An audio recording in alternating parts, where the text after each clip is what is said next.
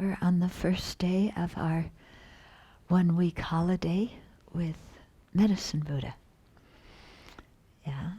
So I always tell people going on vacation with a Buddha is really nice. Yeah. Because you don't fight with anybody. Yeah. Medicine Buddha is always very kind, very compassionate. You get along quite well. Okay. And so it's a real respite from the craziness of our usual life. So I thought this first hour to talk a little bit about the Medicine Buddha practice, the psychology behind it, and about meditation in general. Because we'll be focusing in the mornings more, and my talk anyway, more on the Medicine Buddha practice and the unshakable resolves that the Medicine Buddha made and how to do the sadhana and so on. And then in the afternoon, I thought to talk about equalizing and exchanging self with others from Shantideva's Guide to the Bodhisattvas, or Guide to a Bodhisattva's Way of Life, also called Engaging in the Bodhisattva's Deeds. Yeah, and in chapter 8, there's just this beautiful, magnificent teaching that Shantideva gives about, one of the ways of generating bodhicitta that is very, our self-centered mind has a really hard time wiggling out of it. It will try. But this teaching is quite effective, I find anyway. Just to talk about meditation in general, there's different ways of dividing meditation, different types of meditations. So one way of dividing the types of meditation is into analytical meditation and stabilizing meditation. Okay? So stabilizing meditation is, the purpose of it is to do that, to stabilize the mind so that we can develop some concentration. And so here your meditation technique is more picking a particular object and then learning how to keep your mind on it, how to eliminate 5 faults and apply 8 antidotes to it, and antidotes to those 5 faults. And so it's, really designed to help give you some single-pointedness. But single-pointedness alone does not bring liberation. Yeah. It brings concentration, but concentration alone does not free us from cyclic existence. So it's wisdom, and specifically the wisdom realizing emptiness, that is what liberates us from cyclic existence. So to generate wisdom, then we have to do analytic meditation. So analytic meditation is where you are trying to understand the object, to analyze, investigate, understand the object. So while stabilizing is to keep your mind firmly, analytic is to go deeply in your understanding. So we use both of these kinds of meditations often in one session. Yeah, we apply the analytic meditation.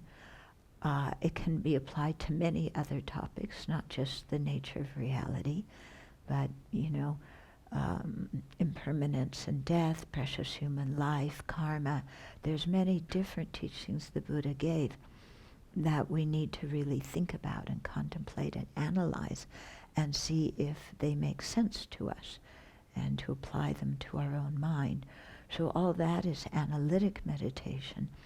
And then very often at the end of an analytic meditation, we do stabilizing meditation so that we can really keep our mind firmly on whatever conclusion we reached from the analysis. Okay? So first analytic, then stabilizing. Yeah? Eventually we get to much higher levels, and at those times, these two can be joined. But at the initial levels, we can't do both analysis and stabilizing at the same time because they have very different energies, and so they disturb each other. Okay? And so I think this is important because some people think meditation just means sitting down and calming your mind. And calming our mind is good, but we need to make wisdom arise. Yeah, we need to cultivate wisdom. We need to cultivate bodhicitta, the altruistic intention. We need our mind, as His Holiness says, our mind is very complicated. So there's many different facets of our mind that we have to work with. Yeah, one meditation technique alone isn't going to do it, if we want to become fully awakened Buddhas, because, there's so many different parts of us to work with. Okay, so stabilizing and analytic, that's one way to divide meditation. Another way to divide meditation, or speak of different types of meditation, are the meditations that want to realize an object, and the meditations where we want to transform our mind into the nature of the meditation. Okay, so I'll explain this. The meditations to understand an object are, for example, there's impermanence, the changing nature of all things, and so we need to understand that object and to realize it. So there we are focusing on an object, analyzing it, doing stabilizing meditation on it, trying to understand it. Same thing with the emptiness of inherent existence, the ultimate nature. We are trying to realize that object, to know what it is. Yeah. When we meditate on compassion, however, it isn't like compassion is an object and we're trying to realize it. Yeah, we're trying to generate our mind into the nature of compassion. When we meditate on love or equanimity, or bodhicitta, we're trying to generate our mind into the nature of love, compassion, bodhicitta, whatever it is. Okay? So it's a different kind of thing. Yeah? When you meditate on compassion, for example, you may think about sentient beings, think about their suffering, think about their kindness to you, so that you have a feeling of closeness. You want them to be free of their misery. And then compassion, the feeling, the experience of compassion arises in you. Okay, so that's more of an experiential meditation, transforming your mind into the nature of compassion.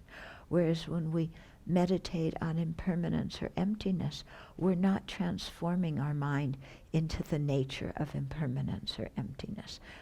Our mind already is impermanent, it's already empty. We're trying to understand emptiness and impermanence. Okay? So you see the difference there? Then there's many, in the Tibetan tradition anyway, many different kinds of meditations and many different things that we meditate about. So here in the medicine Buddha practice, we're going to have some stabilizing certain parts of it are about stabilizing meditation, certain parts are about analytic, certain parts are about realizing an object, certain parts are about transforming our mind into the nature of what we're meditating on, the experiential nature. So in the medicine Buddha practice itself, there's many, many different things that are going on. Okay? And it's an extremely skillful psychological method to transform our mind. Okay? So in general, our minds are very outwardly directed. Our sense consciousnesses are always roaming around looking for an object. I want to see something, or hear, or smell, or taste, or touch, or something. Our senses are hungry for some kind of object. And that usually leads us into a lot of attachment, anger, jealousy, these kinds of afflictive emotions that don't benefit us. Yeah. What we're doing in the medicine Buddha practice, and in many of the other Tibetan sadhanas. Sadhana means the meditation text that, meditation practice that you're doing. What we're doing is we begin by projecting something outwards, relating to it, and then absorbing it into our mind, again, showing that it originated in our mind. Okay, so this is actually a very skillful method that leads us to see how we project things, how our mind is the source of our happiness and misery. In an afflictive way, we project motivations on other people, we project meanings on their actions and on their words. We are projecting a lot. We project a false way of existence onto people and phenomena without even realizing we're doing it. Yeah? And same with most of our projections. Somebody somebody says the words, you're a jerk. Yeah, those words are it's just sound waves. Yeah, we project a meaning. Oh, jerk, that's an insult. They're insulting me. Yeah, how dare they insult me? They must want to hurt me. They must want to shame me and humiliate me. That isn't right. They can't do that. I've got to stop them from doing that. Okay, so do you see this whole train of thoughts that went on simply because of sound waves, of contact with sound waves? Yeah? The only sense perception was the sound waves. Yeah? We give the whole thing the meaning, the motivation, what they want to, they want to hurt our feelings, how we should respond. All of that comes from our mind. We don't usually realize it comes from our mind. We think that the pain, the offense, and the anger are coming from the other person. They aren't coming from the other person. So saying somebody makes me angry is not a realistic intention. Nobody makes us angry. We have anger inside of us, and we hear or see certain things, and then we project a meaning, and we get angry. Okay. What we're trying to do here is get rid of anger and the seed of anger by realizing the nature of reality. So then people can say whatever they want to say, and we're okay with it. Wouldn't that be nice? Yeah, wouldn't it be nice? Somebody calls you all sorts of names, all the things that you're so super sensitive about now that just ring your buttons like crazy, or push your buttons like crazy. Somebody could say and do all of them, and inside your mind, like peaceful, still water. Wouldn't that be nice? You know? This is, I think, gives us some idea of what liberation and awakening might feel like. Yeah? So the sadhana is arranged. We project, instead of projecting an enemy out there because this person insulted us, you know, we're projecting compassion and wisdom in the form of the medicine Buddha. Okay? So our mind, you know, often it's what we're doing is projecting things that cause us more emotional turmoil. When we do a practice like this, we're projecting qualities, you know, that we have in our mind. We have the seeds of these qualities in our mind.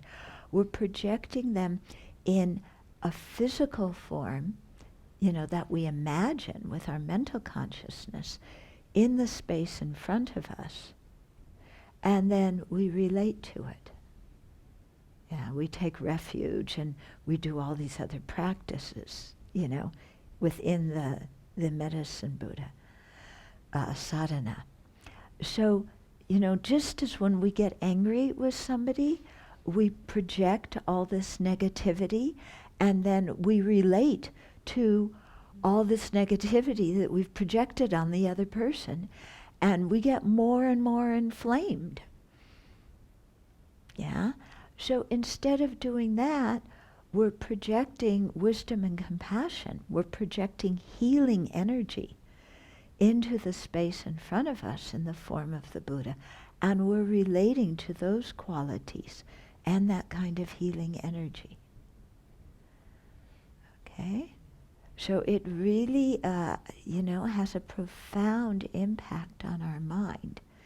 And then as the sadhana goes on, you know, we relate to wisdom and compassion and healing and so forth, forgiveness. And then at the end, the image of the medicine Buddha dissolves back into us, showing that all of this came from our mind to start with. Okay, so are you getting some feeling for the skill in this method? Yeah. If you also look, our minds are visualizing things all the time. People often say to me, you know, it's so easy to watch the breath, but I can't visualize. Yeah. But I think we're visualizing most of the time. Okay? Yeah. If I say, think of your bedroom. Do you have an image in your mind of what your bedroom looks like? Yeah, even your eyes are open. Even your eyes are open. In your mental consciousness, there's an image of your mind. If I say, think of your mother or your father, yeah, do you have an image of what they look like in your mind? Yeah, even they've been dead years and years. Still, you know, you say, think of your mother, there's an image that comes in the mind. Think of your father, there's an image. Okay? That image is what we're talking about when we say visualization. Yeah? So often during the day, we are visualizing. Yeah? When you're planning how you're going to go from one place to another, you're visualizing the route. Yeah? When you're planning for a presentation you have to give at work, you're visualizing what, you know, you're imagining what you're going to say.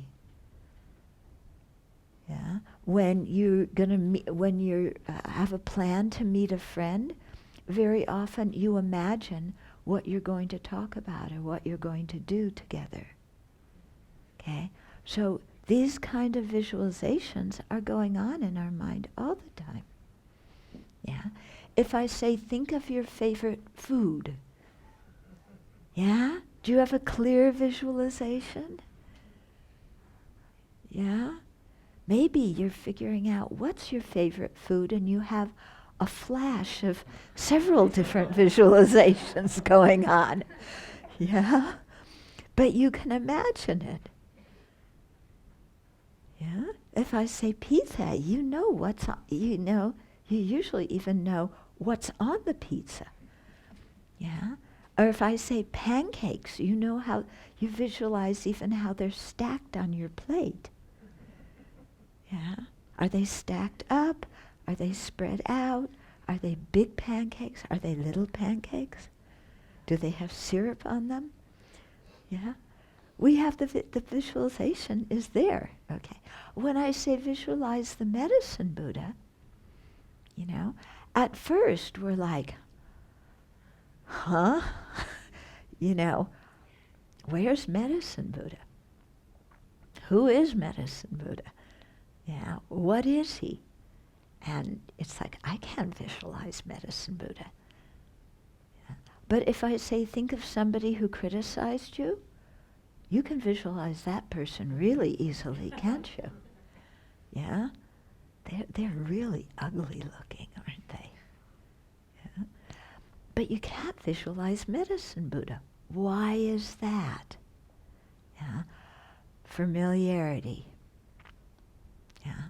Our mind, because our mind is so polluted by ignorance, anger, attachment, all these kinds of disturbing emotions, that it's so habitual, it's so familiar to think of, enemies and desirable objects and all this kind of stuff. It pops into our mind all the time because we're very familiar with these things. We're not as familiar with the medicine Buddha because we haven't really taken the time and energy to direct our mind towards wisdom and compassion and healing. Yeah, most of the time our mind is going towards objects of desire and objects of anger, So when we're doing the sadhana, we're shifting the object we pay attention to, and putting it on a wholesome object, something that imagining it will help us think of its qualities and generate those qualities in our own in our own hearts. Okay? If we think of the person we don't like, we're increasing our anger. If we're thinking of the person that we are madly in love with, we're increasing our attachment. Yeah? If we think of the medicine Buddha, we're increasing our good qualities. We're implanting them in our mind. So just the form of the medicine Buddha expresses those qualities, as do the forms of all the other Buddhas. So all the Buddhas have the same realizations, they have the same qualities, but they appear in different physical forms that we imagine, because what I was saying before, that our senses are so engaged, and especially with visual things, that if we think of wisdom and compassion appearing in a certain way, it helps us tune in to what wisdom and compassion are. Okay? So all the Buddhas, their minds are the same, their realizations are the same, but because they express different aspects of awakening, they appear in different forms. And because we have different different tendencies, different dispositions, then these figures affect us and resonate with us in different ways. Okay? So when we, imagine the medicine Buddha, we're not imagining a tanka or a statue. Yeah, Thangka is a Tibetan painting. We're imagining the medicine Buddha with a body made of light. Yeah, so not something concrete that exists from its own side, but something that is simply an appearance to the mind made of light. Okay, and this is important because again, it's leading us into understanding emptiness and dependent arising.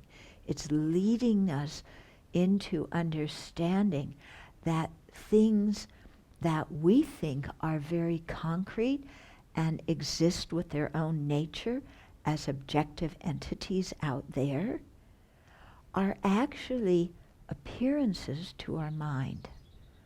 So visualizing, medicine Buddha made of light, we can't, kind of grab onto something there. It's an appearance to the mind. Yeah, a dependently arising appearance that doesn't have its own nature. Okay, depends on the mind that's visualizing it. Okay, so we look at just how medicine Buddha is sitting. Put your hands like his, put your legs, if you can sit cross-legged like that. Yeah. If you can't, it's okay, but if you can do it for a minute or two, and then put your left hand in your lap, the palm up, and imagine that there's a bowl in it with healing medicine, healing nectar in it, and then put your right hand on your knee with the palm outward, okay? And just sit there for a minute. And what does this feel like to sit in this position?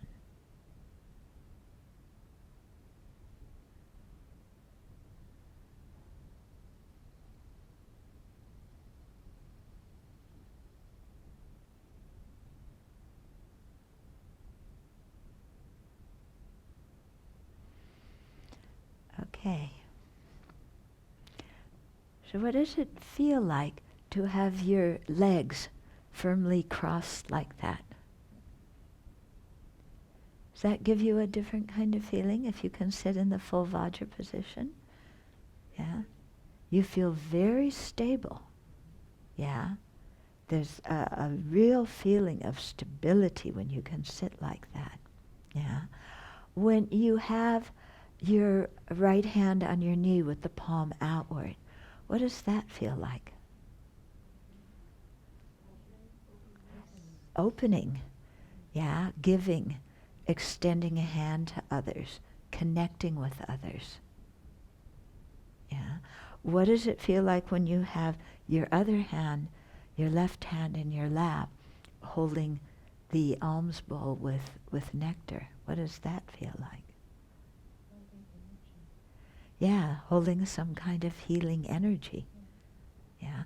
And you're holding it in close to you, in a balanced way. That bowl that's full of nectar is completely balanced. It's not dripping out of one side or the other. Okay, and it's healing nectar. So just that posture alone is already communicating something to us. When you look at the medicine Buddha's eyes, his eyes are open. Yeah, what's the expression on his face like? What's the expression conveying to you? Yeah, peace, compassion. It's not an angry face, is it? It's not an arrogant face that's saying, look at me. Self-composed. Very self-composed. Yeah, good adjective for that. Yeah, completely still. Yeah, still because there's wisdom. Totally at peace, and looking at others with eyes of acceptance and eyes of kindness. Yeah. So imagine yourself, yeah, being able to have that facial expression. So just, what would you look like? What would you feel like if you had that facial expression?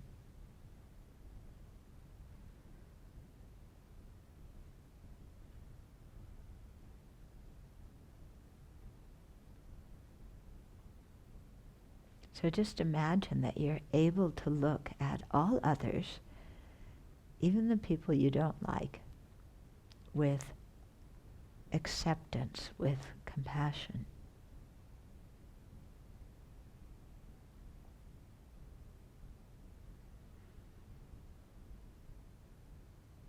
And yet your expression is very much one of peace. You're not frantic. Yeah. Your compassion isn't, panicked. Oh, I've got to do something immediately. There's a peaceful understanding, and yet a real, genuine wish to be a benefit and an intention to benefit.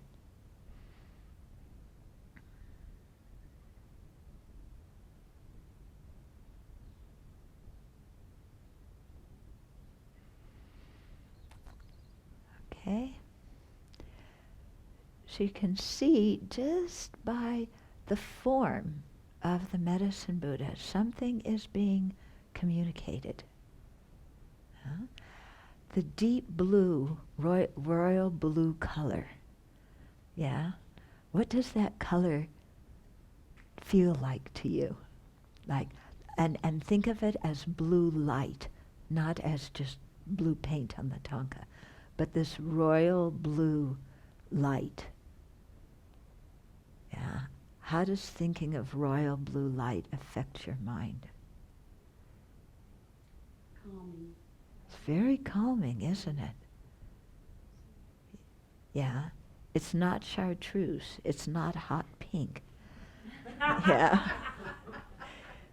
It's a very calming, settling feeling of dark, of royal blue. Okay? So again, the color is communicating something to us. If you want to, heal yourself, if you want to be able to heal others, to have a settled mind, a peaceful mind, compassionate mind, a mind that's balanced and firm, that's open to others and connecting to them, but also, having your healing energy with you. Okay? So that, this is how visualizing the medicine Buddha works on our mind in a very, very special way. Okay? And the more familiar we are with trying to visualize the medicine Buddha, then, the easier it is for that image to come into our mind and for us to settle into the feeling that it is conveying to us. Yeah. The more we visualize the person we can't stand, or the person who rejected us, or who we think rejected us, because that whole thing is our projection, then the more agitated our mind gets. Yeah. When we think of the good qualities inside of ourselves that we project outwards, and then relate to them, then the more settled and peaceful our mind gets. Yeah?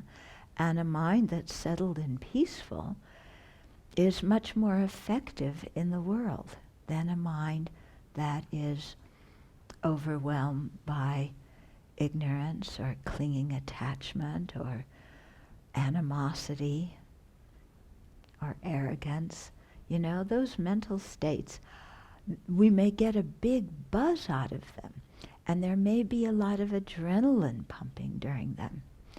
But we aren't very effective when we relate to the world with those kind of mental states, because our mind's completely projecting garbage and relating to garbage.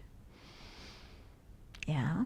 When we can project, our own seeds of compassion and wisdom and healing and peace and visualize it, then we're relating to those aspects of ourself. And so the more we can bring those to the front, then, whether you're at work or at school or with your family or whatever, you're going to be much more effective in relating to the people around you. Don't you think? Yeah?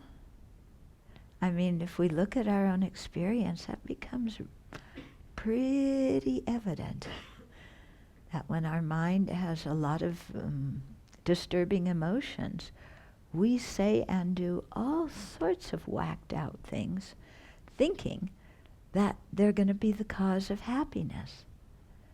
And instead, they create more and more misery for us and for others. Okay? So this is why we're trying to touch into the seeds of the good qualities in us and project them outwards. Very, very, very meaningful. Many people, when we first start meditation, we use the breath as the object of our concentration, because the breath is a neutral object. Everybody's breathing, hopefully, and it's easier to find the breath as your meditation object. But some people, the breath doesn't work so well for. If you have allergies, if you have other, whatever, it doesn't work so well. And also, the breath being a neutral object, it, can help you just make your mind more tranquil. But when you visualize a figure like the medicine Buddha, it's going to arise a more virtuous state of mind within you. Okay? And so very often teachers recommend that we use the figure of one of the Buddhas as the object on which we meditate to develop concentration. So this can be very, very effective. And during the sadhana, there's places where you can stop and really focus on the visualization, creating the visualization, going through all the different aspects of what the medicine Buddha looks like, and then just focusing on that as best as you can, even though all the details aren't completely clear. Even you get some kind of vague blue blob, that's good enough to start with. Yeah. As your meditation progresses, the details of the image will become more familiar, they'll become clearer to you. Yeah?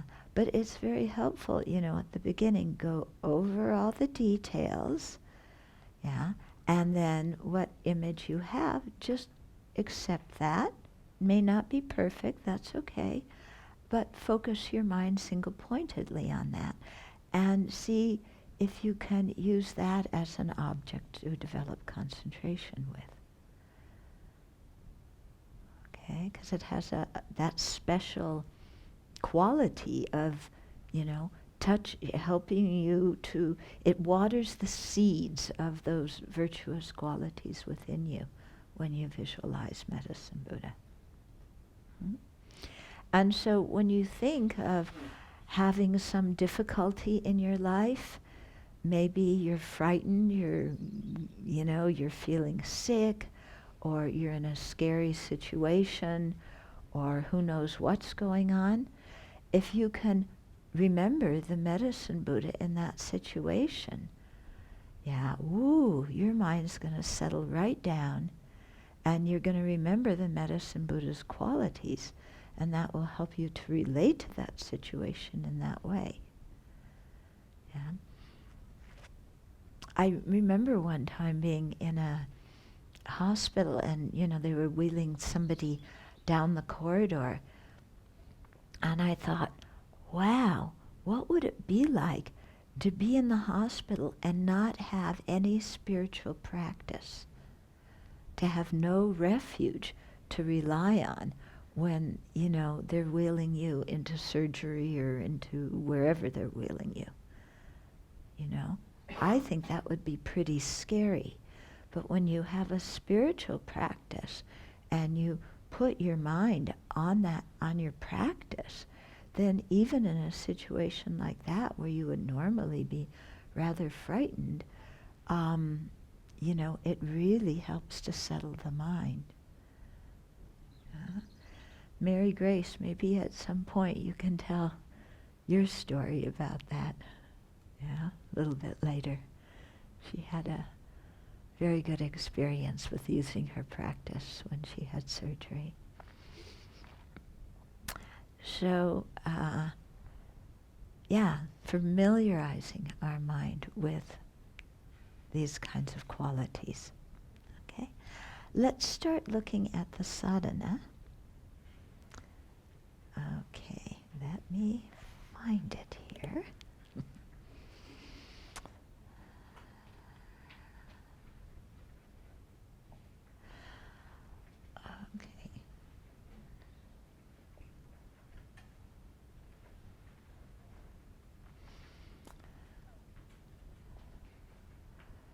Okay.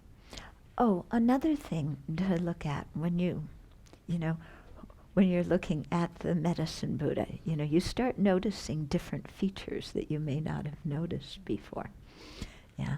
But you look and he has the usnisha on the top of his head, okay, here. And it's called an usnisha, or a crown protrusion. Yeah, if you look, most of the Buddhas, Shakyamuni Buddha has it also, and it's said to be, in ancient Indian culture, it was the sign of a great person, somebody who had accumulated a lot of merit through having such a wholesome, virtuous mental state. Okay, you notice the long earlobes. Yeah. So that's because the Buddha used to be, the Shakyamuni Buddha was a prince before, and he used to wear a lot of earrings and ornaments, and the heavy earrings stretched his earlobes out. Yeah, so he got very long earlobes. Medicine Buddha has them too. Yeah. So it reminds us, that the Buddha was born into that luxury, into an environment of sense pleasure deluxe, like many of us were born into. We live in a very wealthy country. Yeah. So, and even if you're not rich in this country compared to most of the world, still, we're better off. But the Buddha gave all of that wealth, all of that sense pleasure up. Yeah, because he saw at the end of the day, it didn't bring fulfillment. Yeah, it didn't bring inner peace. It might bring a giddiness when you have a lot of pleasure. Yeah, but a mind that is giddy with pleasure is, again, it's not a peaceful mind that can see a situation accurately. Yeah, it's a, this is so exciting, I'm so, and it's a mind very focused on me. and my pleasure. Okay? So, we're thinking the Buddha gave all of that up because he saw it just didn't cut it. It didn't bring fulfillment. It didn't bring inner peace. And so he gave up all the worldly glitter and turned his mind inward to study his own mind, to study his own heart, his emotions, to study himself and to transform himself. Yeah? So the long earlobes, when we look at Medicine Buddha and we see that, it's reminding us of that. Yeah. There's no earrings there. Yeah. We don't have to look for glitter in the world to be happy. Okay. You also see that he's wearing monastic robes. Yeah. So that too is symbolizing somebody who is turning the mind inward, seeking happiness through inner transformation, and somebody who is keeping good ethical conduct. Because it's the taking of ethical precepts that is what, is the beginning of your being a monastic. And so when you see somebody who is, has good ethical conduct, you can trust that person. Can't you? Yeah. A person who doesn't have good ethical conduct, who lies and cheats and selfishly takes care of themselves first and destroys life and is reckless with their sexuality, those kind of people, you don't want to trust too much because their minds are uncontrolled. So the robes that Medicine Buddha is wearing is conveying to us, ethical conduct and reliability, somebody we can trust. When you think of the basic qualities that you want to have in friends, doesn't it have to do, first of all, with somebody who has good ethical conduct? Yeah, when you think about it. Sometimes we take that so much for granted that we don't even think of it as a quality of a good friend. But I think we need to, and remember that. Because if we make friends with people who don't have good ethical conduct, we're going to start acting like them, which is not going to be so good for us. And also, if we trust that person, it's difficult for them to bear the trust because their own behavior is uncontrolled. Their own mind is uncontrolled. Okay? So again, these kind of symbols in just what the Medicine Buddha looks like, it's communicating something to us. Mm-hmm. You look also, so there's the aura, around his body, around his head. It's interesting, how all religions have that, don't they? Yeah, it's kind of universal. All religions have something like that. I guess we call it good vibes. Yeah? Isn't that what it is? There's some radiance about the person, that communicates something to us. They have good vibes. Yeah, we're attracted to them. There's other people that we meet, and the vibes are like, it's like instantaneously your feeling is, I don't feel comfortable here. Okay? Of course we should still cultivate compassion for that person, but it's like the energy around them is not something that draws us to them. It's something that pushes us away. Okay? So, we can see that. It's like I've talked to many people who are not Buddhists at all, but they go to a public talk given by His Holiness the Dalai Lama, and people have told me His Holiness walks in the room and all of a sudden they're weeping and they don't know why. His Holiness has that energy.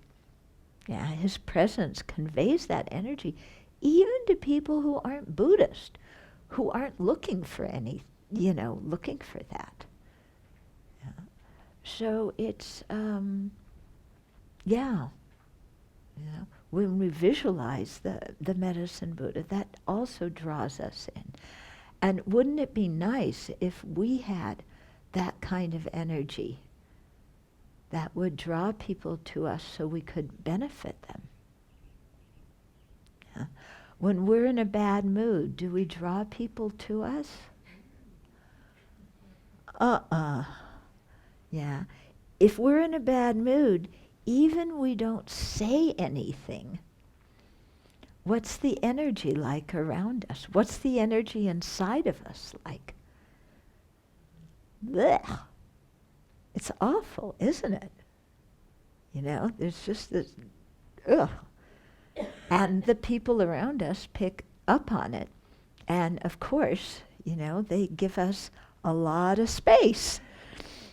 And then we go, oh, I'm so miserable and nobody's talking to me.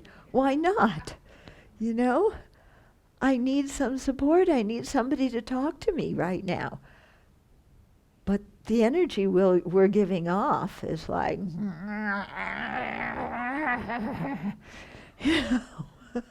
nobody wants to come near. Okay? So again, visualizing the medicine Buddha like this, it helps us, tap into that energy within ourselves. And wouldn't that be nice to have that kind of energy? Now, just so that who we are when we're sitting somewhere, people kind of pick up on something. Yeah.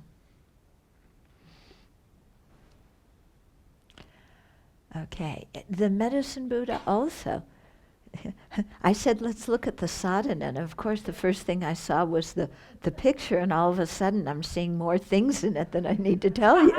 So we haven't even gotten past the picture yet. Okay. But, he's sitting on an open lotus flower and on a moon seat. Yeah, a flat moon disc. So the lotus flower usually represents renunciation, the determination to be free from, sometimes it's renunciation, sometimes it symbolizes bodhicitta too.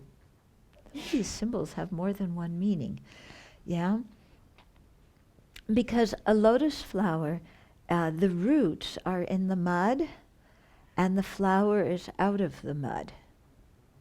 So in one way, when we think of renunciation, we used to be in the mud and now we're coming out of the mud. Yeah. When we think of it as symbolizing bodhicitta, we think that a bodhisattva lives in our polluted world, but their minds are not polluted like our minds are. Yeah. So the body is in the mud. The mind is this beautiful flower that is not tainted by the mud at all. Yeah. The moon disk usually symbolizes bodhicitta too. Bodhicitta, the altruistic intention to become a Buddha, has a very cool, peaceful energy, like the moon. When the especially out here, city people don't see it so much, but out here, when the moon is full, or even when it's not full and a clear evening, the energy of the moon is so peaceful. Yeah? And so in a similar way, when we have love and compassion and altruism, our minds are peaceful. Yeah? Our minds are not so reactive to everything in our environment.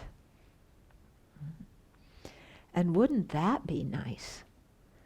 To have a mind that can take in everything and everyone in your environment with an attitude that wants to benefit, an attitude of wisdom, but your mind isn't reacting to all the things in the environment. Like, I like this and I don't like that. And why do they dress like this? And why don't they comb their hair like that? And, why did they put this kind of carpeting in the room? And why did they do this? And why? And I don't like this and I don't like that. Like our mind is usually going. So reactive. But just to be able to walk in a room and take it all in, feel settled, feel calm, know how to respond in a beneficial way. Would be nice, huh? Okay? So these are all the things that the figure of the medicine Buddha is conveying to us. At the bottom of the thing, the round things at the very bottom, those are jewels. Okay? Looks like little balls, but they're supposed to be jewels. Okay? Little missiles or something. Yeah, like maybe little. Yeah. Yeah, but they're symbolizing jewels. Okay, and often the background is a very peaceful, natural background. Yeah, with lakes and ponds and flowers and hills and things like that. So again, really bringing us back to nature. Yeah, I mean, imagine if you looked at the medicine Buddha and, what was behind you was, downtown Seattle or something. Yeah. Yeah, it would give you a totally different feeling, wouldn't it? Yeah. Okay. So let me pause here first of all before we get into any more and see if there's questions or comments. Yeah. I'm looking at this depiction here. This one, yeah. The last one here. Mm-hmm. There's several medicine Buddhas. Can you tell me about that? Yeah, this one is, when we do the prostrations to the 35 Buddhas in the morning, this is the visualization for it. So the top one is, in the center is Shakyamuni Buddha, and the first row, the first 5 rows are the are the 35 Buddhas. And then the second to last row are the medicine Buddhas. And then the last row are offering goddesses. By last row, do you mean the top row? No, the bottom row. Okay. Yeah. Okay. Other questions? Yeah. So where did this picture come from? Because you see this medicine Buddha, but you don't always see it looking the same. So does each tradition color the Buddha differently? Okay. Yeah. So I think the images of the Buddha must have come from somebody's meditative experience, seeing the Buddha like that. And then as Buddhism spread to different cultures, the Buddhas in China looked Chinese. The Buddhas in Tibet look Tibetan. The Buddhas in Thailand look Thai. The Buddhas in India look Indian. So I think the artistry, in the individual sites kind of adjusts things in a certain way so that they look slightly different. But the features are basically the same. Yeah, I think in the Chinese tradition, medicine Buddha, both hands are in his lap, right? There's also one with Yeah. a plant, a healing plant. Yeah, well, this one has it too. Oh, I forgot about that. Thank you. The aurora plant. See, in his right hand, he's holding the stem of the aurora plant that goes up. So the aurora is it's a medicinal plant in India, and it's often the basis for most of the medicine that they make. Yeah. So it's a very healing plant. He's holding that one. Yeah. When you're visualizing the medicine Buddha or any of the different enlightened beings, can you kind of talk about when it makes sense to kind of try to connect with the feeling as well? Oh, yeah. Thank you for bringing that up. Yeah, the most important thing in the visualization is feeling that you're sitting in the presence of a holy being. Yeah. So, you know, like I said, at the beginning, your visualization is not so clear. If you sit there and squeeze like this, it's like, I have to get every, eyelash on the medicine Buddha. You're missing the point, It's kind of like, how you relate to people? When you meet somebody, you get a feeling of the whole person. Or at least I do. I don't start immediately looking at all the small details. Yeah. In fact, I'm very bad at that. And when people will say to me, "Oh, it's the person, wearing the blue shirt," or it's like, oh, I don't even look at what people are wearing. And so identifying a person to me by what they're wearing, I'm totally a space case. I don't notice it. Because I'm trying to, have more of a feeling for the person. So similar here, yeah. You when you're training your mind in concentration, you want to increase the vividness of it if you can, but not at the expense of feeling like here you are sitting in front of the medicine Buddha, somebody who is looking at you with total acceptance and compassion. And sometimes that's actually hard for us to imagine, because it's hard for us to think of somebody looking at us with total acceptance and compassion, because we don't accept ourselves and we're very hard on ourselves.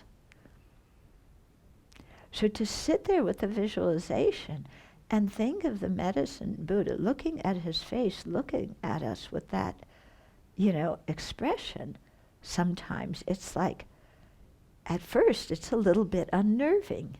Like, this is what we've wanted our whole life, isn't it? For somebody who can look at us and completely accept us for who we are, and at the same time have compassion and want to help us and benefit us. This is what we've wanted our whole life. But the idea of somebody actually looking at us like that, it's like, oh, then everything about me is exposed. If they can accept everything and have compassion for everything, then all my internal garbage is exposed. And our mind instantly goes, I don't want anybody, even the Buddha, to see my garbage. Even though that's what we want most in the world, is to be able to be transparent and open without fear. Yeah? So it's a good practice for us, to see if, even in our visualization, we can be transparent and fearless and let the Buddha look at us with acceptance and compassion.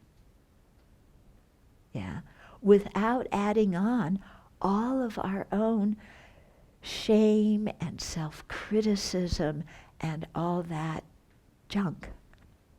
Yeah.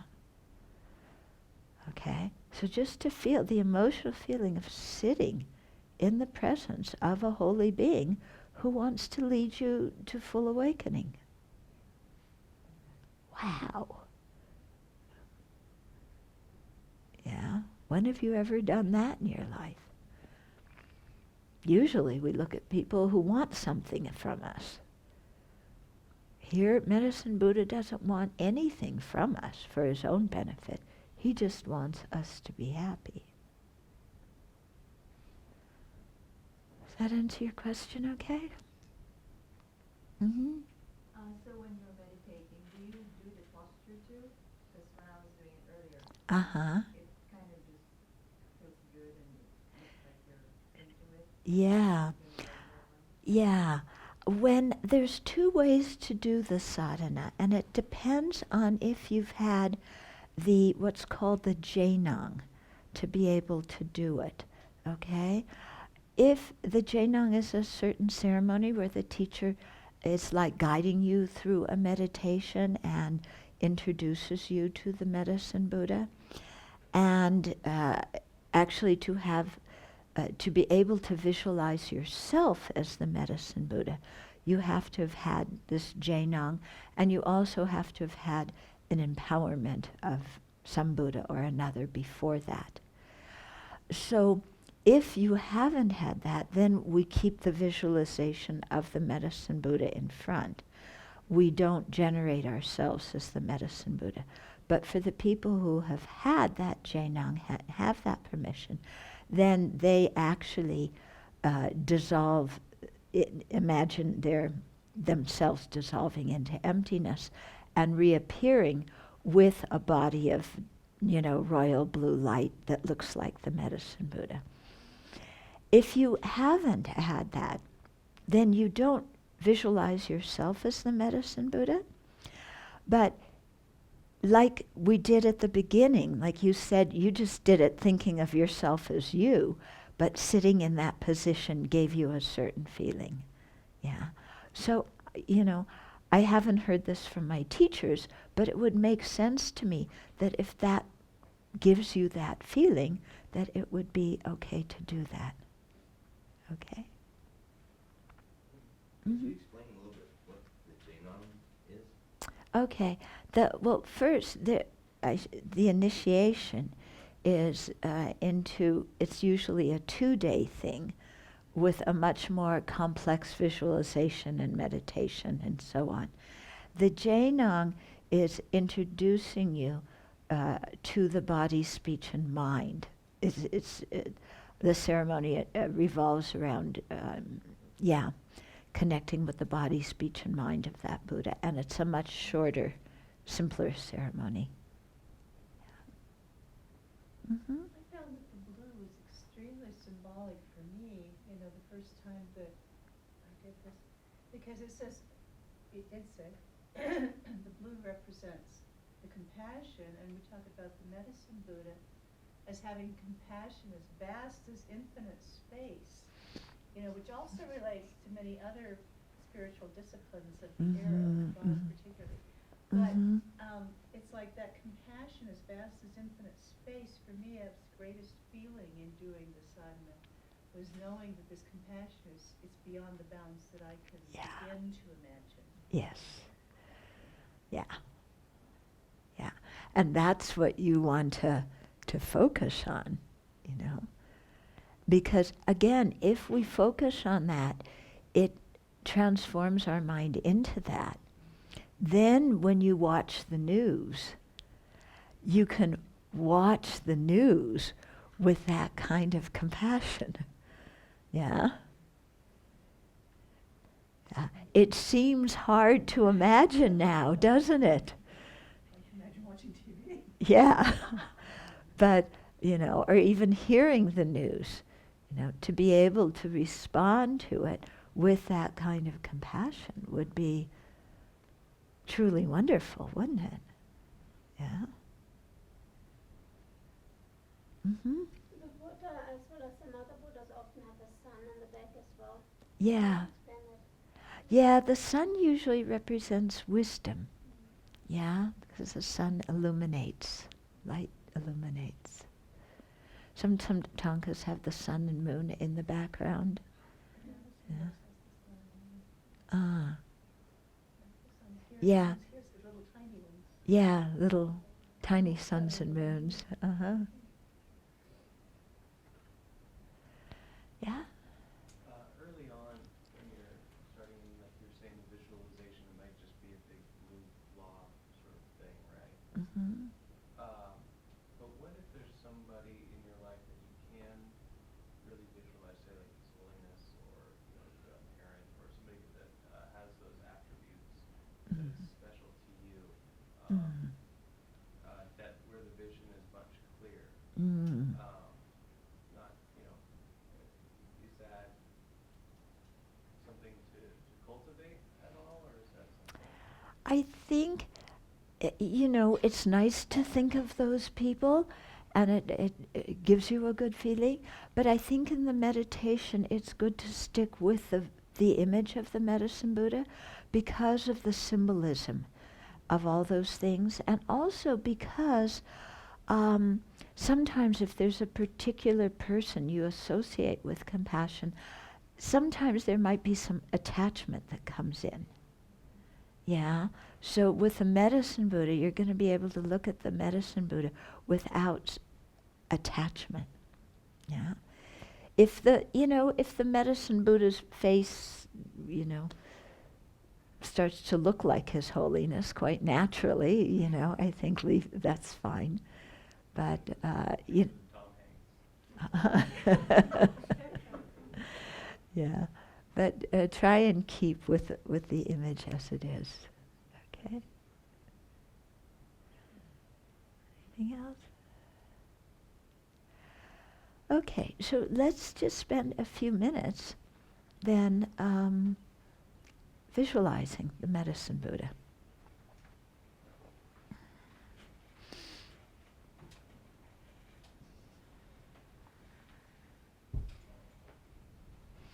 So you can visualize him in the space in front of you, or you can visualize him on the crown of your head. Whichever place feels most comfortable to you. And as you visualize him, start with the general feeling, and then start looking just gently, slowly at his eyes and his facial expression, and go through the body looking at all the different details. And then when you get done with that, then just focus on the whole image, whatever it is. And remember, it's made of brilliant light, very beautiful light.